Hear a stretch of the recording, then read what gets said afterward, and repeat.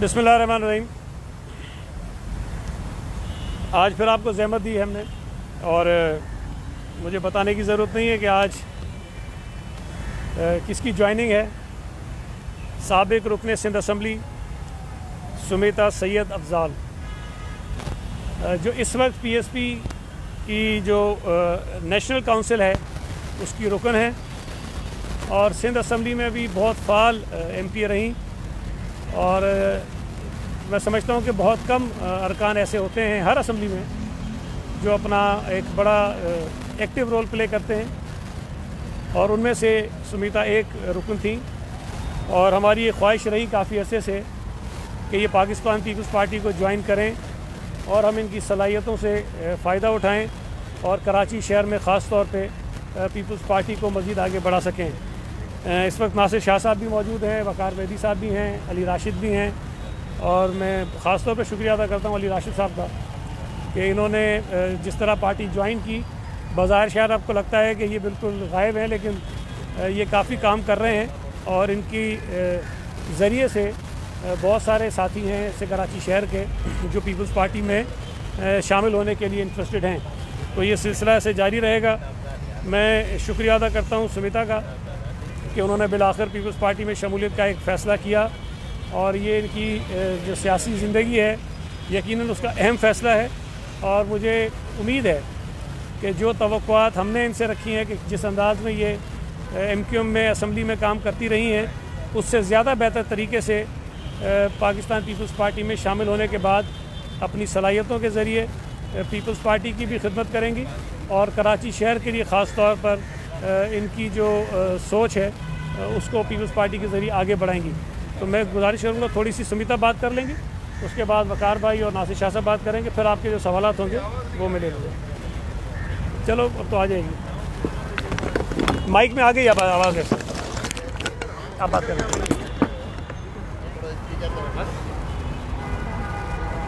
आउज़ुबिल्लाहि मिनश्शैतानिर्रजीम, बिस्मिल्लाहिर्रहमानिर्रहीम। यहाँ पे मौजूद सारे सहाफ़ी हज़रात, आप लोग का यहाँ आने का बहुत बहुत शुक्रिया। मैं शुक्रगुज़ार हूँ पाकिस्तान पीपल्स पार्टी के चेयरमैन बिलावल भुट्टो ज़रदारी साहब का, प्रेसिडेंट आसिफ अली ज़रदारी साहब का, अदी फरियाल तालपुर साहिबा का, जिन्होंने मुझे पाकिस्तान पीपल्स पार्टी में वेलकम किया, और ख़ास तौर पे सईद गनी भाई का, नासिर शाह साहब का, मोहम्मद अली राशिद साहब का, यहाँ पे जनरल सेक्रेटरी साहब भी मौजूद हैं, वकार मेहदी साहब का कि वो आज यहाँ पे आए।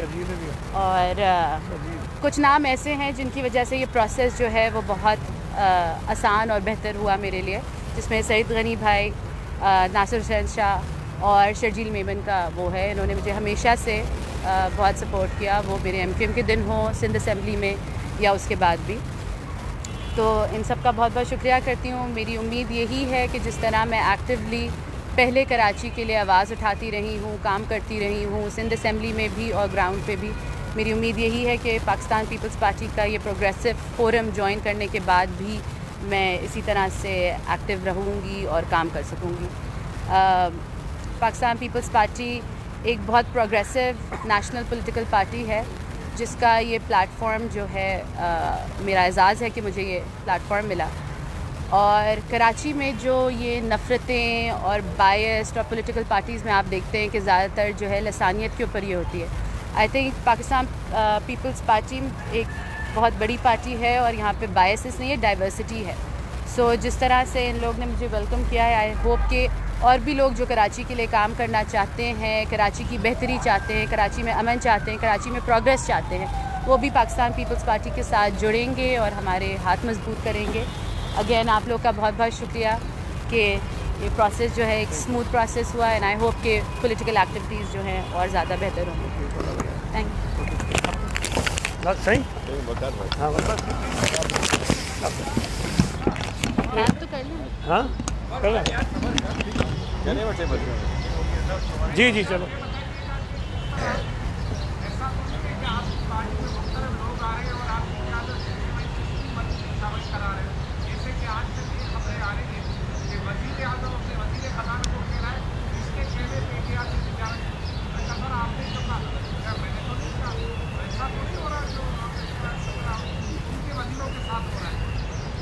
देखिए, पहली बात तो ये है कि आप पीटीआई जैसी नालायक और नाइल पार्टी से हमें उसका कोई कंपैरिजन ना करें। पाकिस्तान पीपल्स पार्टी तंजीमी तौर पर एक बहुत मैच्योर पार्टी है और हर सतह पर जो अहदेदार हमारे हैं, मैं कराची का सदर हूँ, वक़ार मेहदी साहब सिंध के जनरल सेक्रेटरी हैं, नासिर शाह साहब सिंध के अहदेदार हैं। हमें ये पता है कि हम क्या क्या खुद कर सकते हैं और हमें ये पता है कि कौन से काम करने के लिए हमें क़यादत की रज़ामंदी की ज़रूरत होती है।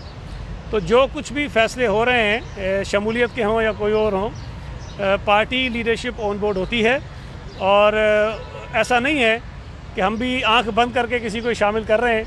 आप अगर गौर करेंगे तो जो लोग पाकिस्तान पीपल्स पार्टी में शामिल हो रहे हैं वो अच्छे नाम हैं, सियासी लोग हैं जो अपना किरदार सियासत में अदा करना चाहते हैं और हम उन्हीं को वेलकम कर रहे हैं। और जिनका फ़ायदा जो है पाकिस्तान पीपल्स पार्टी को भी होगा, हमारे सूबे को भी होगा और शहर को भी होगा। दूसरी आपने जो बात पूछी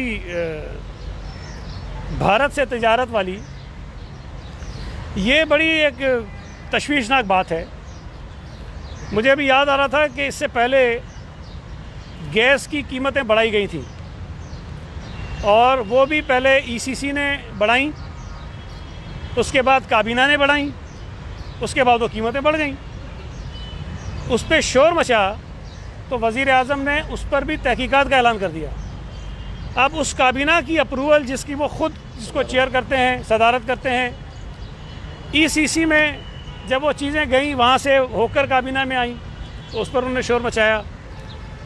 दवाइयों की कीमतें जब बढ़ी उस पर भी उन्होंने पहले काबीना ने कमेटी बनाई, उस कमेटी की सिफारिशात आईं, उन सिफारिशात की रोशनी में दवाइयों की कीमतें बढ़ाने का फ़ैसला हुआ और जब उस पर शोर मचा तो वज़ीर आज़म ने ना सिर्फ ये कि तहकीकात का ऐलान किया बल्कि उन्होंने अपने एक वज़ीर को फ़ारिग भी किया कि जनाब इसके अंदर तुमने कोई लेन देन की है। और फिर डॉलर की जब कीमत बढ़ी और रुपया डीवैल्यू हुआ तो ऑन रिकॉर्ड असद उमर ये कह चुका है कि मुझे पता था, गवर्नर स्टेट बैंक को पता था और वज़ीर आज़म को पता था। कहता मैंने उनको बताया था। वज़ीर आज़म कहते हैं मुझे टीवी से पता चला कि डॉलर की कीमत बढ़ गई है। अब ये जो मसला हुआ है भारत से तिजारत वाला, इसमें ये बात ज़हन में रखें कि अगर किसी महकमे का वज़ीर ना हो और उसका एडवाइज़र हो या उसका कोई स्पेशल असिस्टेंट हो तो वो पोर्टफोलियो वज़ीर आज़म के पास होता है। इस वक्त जैसे मैं आपको बताऊं कि हमारे पास लॉ के एडवाइज़र हैं, लेकिन लॉ का जो वज़ीर है वो चीफ़ मिनिस्टर ख़ुद है। इसी तरह और महकमे भी हैं जिसका एडवाइज़र है उसका वज़ीर चीफ़ मिनिस्टर ख़ुद है। तो कॉमर्स का जो इस वक्त मिनिस्टर है वो प्राइम मिनिस्टर ख़ुद है। और आपने वो समरी भी देखी है कि वो समरी कॉमर्स के जो इंचार्ज मिनिस्टर हैं इमरान खान साहब, उनकी मंजूरी से ईसीसी को गई। इमरान खान जो वज़ीर तिजारत है उसकी मर्ज़ी से ईसीसी को एक समरी जाती है कि भारत से ये जो तिजारत खोलनी है और क्या क्या चीज़ें लेनी है और करनी है उसकी ज़रा उसको मंजूर करें। ईसीसी उसकी मंजूरी दे देती है और वो मंजूरी जब काबीना में आती है तो इमरान खान जो वज़ीर आज़म हैं वो वज़ीर तिजारत इमरान खान का जो एक फ़ैसला है उसको कहते हैं कि ये किसने किया है। तो फिर बड़ी परेशानी हो जाती है और फिर उसको वो मौखर कर देते हैं। फिर वो कहते हैं कि काबीना की एक सब कमेटी बनाओ और वो इस बात को देखे कि वज़ीर तिजारत इमरान खान की मंजूरी से गई हुई ईसीसी की समरी वो कैसे मंजूर हो के आ गई काबीना में। तो इमरान खान साहब का कसूर नहीं है। जब उन्होंने वो समरी पढ़ी होगी या पता नहीं किसी और ने पढ़ी होगी, दो चीज़ें हैं ना, या तो जो भी खान साहब के पास समरियाँ आती हैं उसको वो ख़ुद नहीं पढ़ते, कोई और पढ़ता है, फाइल आके सामने रख देता है और साइन कर देते हैं, उनको पता ही नहीं होता कि इसके अंदर है क्या। एक बड़ी ज़रूरी चीज़ है भाई। या तो फिर ये इस तरह होता है या फिर ये है कि वो पढ़ते हैं लेकिन चूँकि उस वक्त बहैसियत वज़ीर पढ़ते हैं तो जब बतौर वज़ीर आज़म उसको देखते हैं तो उन्हें पता नहीं होता है। अब इसमें जो तशवीशनाक बात है, देखिए मैं बड़ी सीरियस बात करने जा रहा हूँ कि अगर अगर तो हमाद अज़हर ने ख़ुद से अपनी मर्ज़ी से वज़ीर तिजारत इमरान ख़ान से पूछे बग़ैर वो समरी छप्पर में किसी से पास करवा ली है, साइन करवा ली है, और फिर उसके बाद प्रेस कॉन्फ्रेंस की है, और प्रेस कॉन्फ्रेंस में ये ऐलान, ये नहीं कहा कि हमने सिफारिशात की हैं, उन्होंने कहा कि हमने फ़ैसला किया है, हमने ये फ़ैसला किया है कि इतने टन जो है वो मन, इतने मिलियन टन शुगर जो है आएगी और ये आएगा वो आएगा, सारी चीज़ें की उन्होंने, और उन्होंने फ़ैसला किया और अगले दिन ही उल्टा हो गया। तो मैं ये समझता हूँ कि अगर तो हमाद अज़हर ने ये प्रेस कॉन्फ्रेंस भी बग़ैर पूछे की है, ECC की अप्रूवल भी बग़ैर पूछे की है, और इमरान ख़ान जो वज़ीर तिजारत है उनकी समरी भी उन्होंने मैनिपुलेट की है, किसी तरह मैनेज करके साइन करवाई है, तो हमाद अज़हर को बरतरफ होना चाहिए, काबीना से निकालना चाहिए। लेकिन अगर वो सच कह रहा है, अगर वो सच कह रहा है कि 2 हफ्ते पहले वज़ीर तिजारत इमरान ख़ान ने उनको समरी दे के भेजी कि जनाब ECC से अप्रूव कराओ, तो फिर वज़ीर आज़म के पास अखलाकी तौर पर कोई जवाज़ नहीं है कि वो कौम के साथ मजाक करे, पूरी कौम में हिजान पैदा करे, एक अजीब सूरत हाल पूरी दुनिया में बनाए, और उसके बाद कहे कि जी ये क्या हो गया, मुझे तो नहीं पता था। तो मैं समझता हूँ कि इस सारी कार्रवाई पे कोई ना कोई एक्शन होना चाहिए, लेकिन चूँकि ये नालायक हैं, नाअहल हैं, हड हराम हैं, बेशरम हैं, इनको इस किस्म के यू टर्न से कोई फ़र्क नहीं पड़ता, ये लेते रहेंगे। लेकिन ये है बड़ी नालायकी की बात, बदनामी पूरे मुल्क की, पूरी दुनिया में हुई है। ये बता दें भाई कि जिस तवातर के साथ MQM के अरकान को आप पीपल्स पार्टी में शामिल कर रहे हैं, तो मुस्तकबिल करीब में आपने फारूक सत्तार और खालिद मकबूल सिद्दीकी को भी दावत दी, और दूसरी बात यह है कि बहैसियत पीपल्स पार्टी पॉलिसी बयान दे दें, क्या आप जो भारत से तिजारत के हवाले से जो पॉलिसी है ECC के फैसले को आप कबूल करते हो, या काबीना ने जो उसकी मुखालफत की है उस फैसले को कबूल करते हो? देखिए, हमसे ये सवाल तो इसलिए नहीं बनता आपका कि काबीना का फ़ैसला मानते हैं या ECC का मानते हैं। और भाई, जब इमरान ख़ान वज़ीर तिजारत और इमरान ख़ान वज़ीर आज़म के दरमियान इत्तफ़ाक़ नहीं है, वो नहीं मानता ECC का फ़ैसला, और इमरान ख़ान वज़ीर तिजारत काबीना का फ़ैसला नहीं मानता, तो मुझसे क्यों आप पूछ रहे हो? लेकिन हाँ, ये जो आप उसूली बात कहते हो कि भारत से तिजारत होनी चाहिए नहीं होनी चाहिए, पाकिस्तान पीपल्स पार्टी का हमेशा से ये उसूली एक मौक़िफ़ रहा है। हम किसी भी हालत में पड़ोसियों के साथ जंग की सूरत हाल में नहीं जाना चाहते, लेकिन जो कुछ इस वक्त कश्मीर में हो रहा है, जो कुछ कश्मीरियों के साथ ज़्यादती हो रही है, पीपल्स पार्टी का बड़ा वाज़ेह मौक़िफ़ है कि हुकूमत को अगर कोई भी पॉलिसी अपनानी है तो पार्लियामेंट को एतमाद मिले, पूरी पाकिस्तानी कौम को एतमाद मिले, पाकिस्तानी कौम के मुंतखब नुमाइंदों को एतमाद मिले, वो जो फ़ैसला करें उस पर आगे बढ़ें।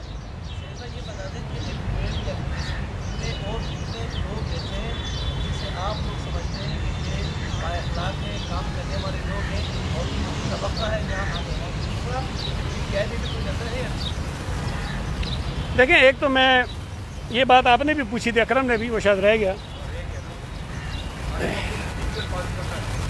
देखें, कोई ऐसा तो नहीं होता कि हमने एक दिन तय किया हुआ कि इसी दिन सबसे राब्ते करेंगे। मैंने जैसे आपको बताया कि जैसे जैसे दूसरी पार्टियों के लोग पार्टी में आते हैं, हमारे अपने भी एफ़र्ट्स होते हैं, फिर जो नए दोस्त आते हैं उनके भी एफ़र्ट्स होते हैं, तो उनके ज़रिए ये सिलसिला बढ़ जाता है। तो मैं अभी तो आपको ये कुछ नहीं कह सकता कि और किससे रब्ता है कि नहीं है, जब तक चीज़ें मैच्योर नहीं हो जाती।